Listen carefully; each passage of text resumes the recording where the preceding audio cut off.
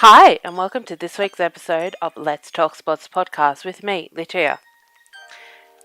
This Aaron Rodgers situation is getting messier and messier and messier by the day. Now look, a lot of people have been bashing Adam Schefter for trying to steal headlines during the NFL draft, and look, I agree with it. I agree he tried to steal headlines, he tried to become a bigger story than the actual draft. He admitted that he had actually no sources, and there wasn't a big event leading to the story that came out on draft day on Friday of last week. Look, this situation reminds me a lot of the Brett Favre situation. And the difference is that Aaron Rodgers has fanboys in the media. During this week, I've done a lot of research about the whole Brett Favre, Aaron Rodgers situation, and it's very similar. Very similar. Aaron Rodgers was drafted, Green Bay Packers fan, boo. Jordan Love drafted, Green Bay Packers fans, boo. Aaron Rodgers and Brett Favre both have one Super Bowl each. And that's like, as good of a quarterback as Aaron Rodgers is, he's only made it to one Super Bowl and won it. There's never been a situation where he's had 4 other NFC Championship games where he's failed to win it. And I think that a lot of people blame the organization, but you should blame the quarterback. He has made 1 Super Bowl. 1. So that to me puts him in a category that we don't necessarily like to put our athletes in, and that's a choke artist. To me, he's like James Harden, because he chokes when the moment is at its peak and is necessary. So yeah, this whole Aaron Rodgers situation to me is just going to get messier and messier and messier. Once June 1st happens, it's going to be a hell of a lot easier for us to talk about it in a more productive way, because at the moment we're not talking about it in a productive way. We're talking about it in a really negative and sort of disappointing way, and there's been no sort of commitment, or I reckon both sides need to come out and address the issue. Aaron Rodgers needs to address the issue, saying, look, I did this, this and this, I do want out.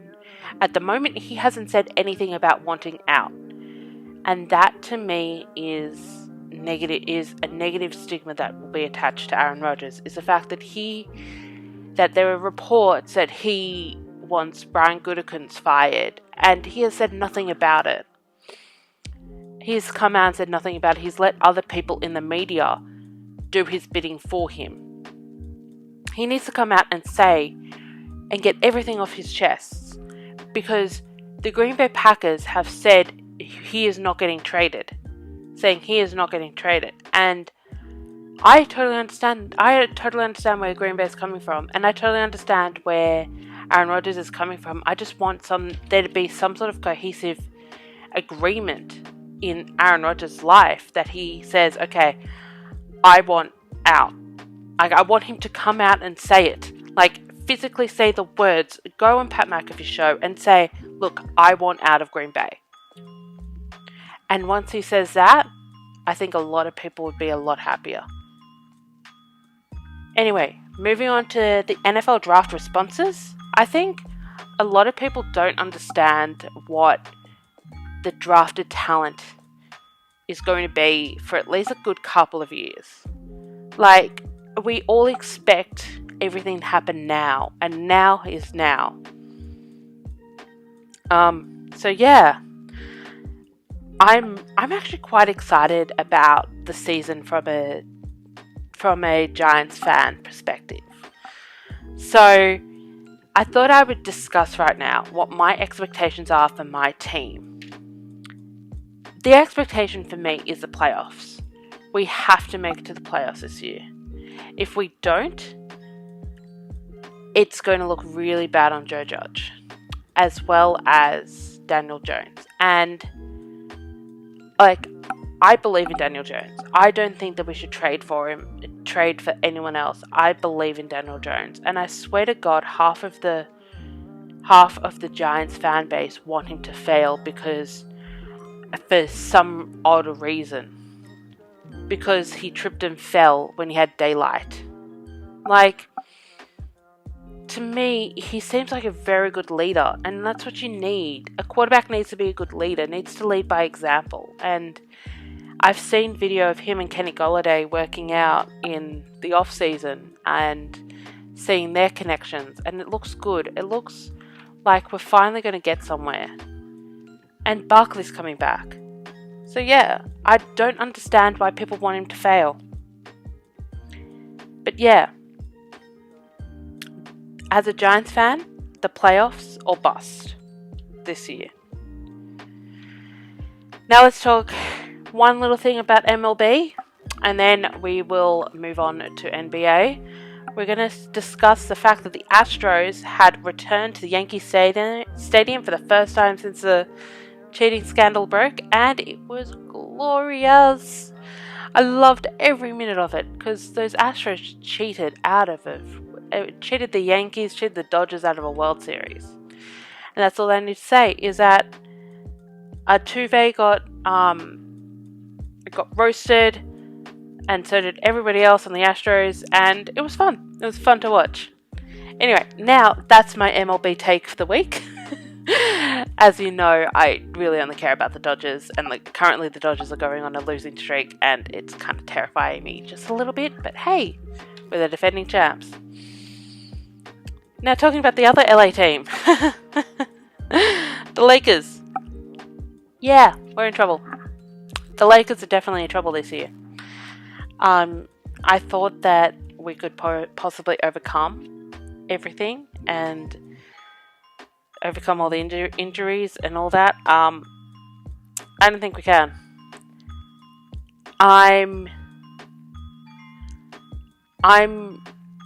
very doubtful that the Lakers are going to go anywhere in the playoffs. Look, I've been positive throughout most of the season, but now it's sort of gotten to a point where I'm like, no. Yeah, it's come to that point. I just don't believe in the rotation. I don't believe in AD and LeBron getting their chemistry back together. Yeah.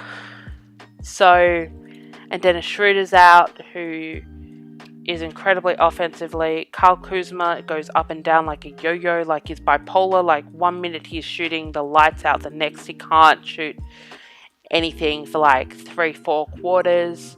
It's like he's got bipolar disorder in terms of his shooting ability. Yeah, so the Lakers are definitely in trouble. They're in trouble on another level of in trouble. The Phoenix Suns, in my opinion, are going to the NBA Finals. And that's that. I think that Chris Paul and Devin Booker are making an amazing team. I think Chris Paul should be in the MVP conversation, along with Julius Randle. So yeah, I'm excited to see the Phoenix Suns, because I love Devin Booker. I wish Devin Booker was on the Lakers. I think that one day he will be, just putting it out there. So yeah, I'm looking forward to seeing how that works out. Milwaukee are peaking at the right time. I think that it's going to be a Milwaukee versus Phoenix Suns finals. I know people have been saying Brooklyn Nets have got them in the bag, but I think that it's going to be Milwaukee. They're peaking at the right time. Giannis is working well with PJ Tucker and Holiday. What's his first name? Oh my god. That's with a J.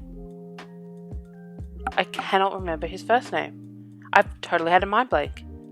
Oh my god. I can spell it, but I just can't pronounce it. Anyway, they're working very well together, and they're peaking at exactly the right time, going into the playoffs. They're currently the number 2 seed. They've clinched their playoff place. The Nets are going in the wrong direction, and the Bucks are going in the right direction. So yeah, I'm looking forward to seeing them in the playoffs as well. Like, I think that it's time for Milwaukee to get over that hump. Carmelo Anthony moved into the top 10 of scorers of all time. Look, Carmelo Anthony gets a very bad rap in the basketball world. He's seen as a diva and a little bit too over the top.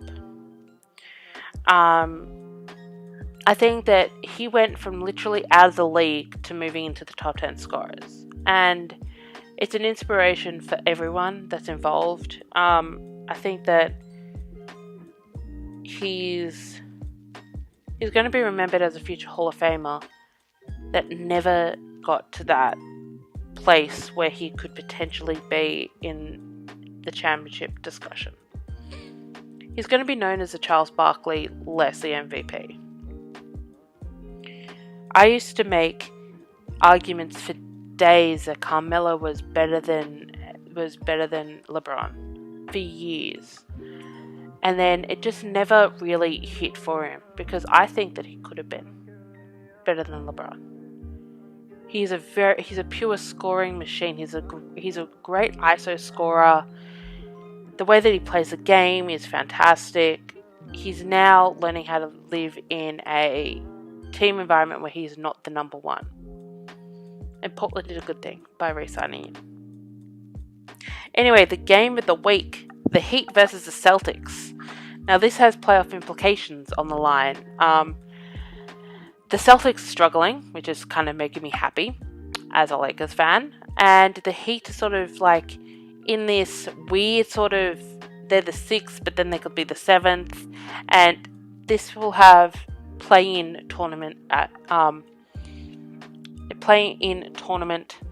ramifications. So yeah, I'm looking forward to seeing that game. So that is all for this week's episode of Let's Talk Sports Podcast with me, the chair. So I'll catch you all next week. Bye.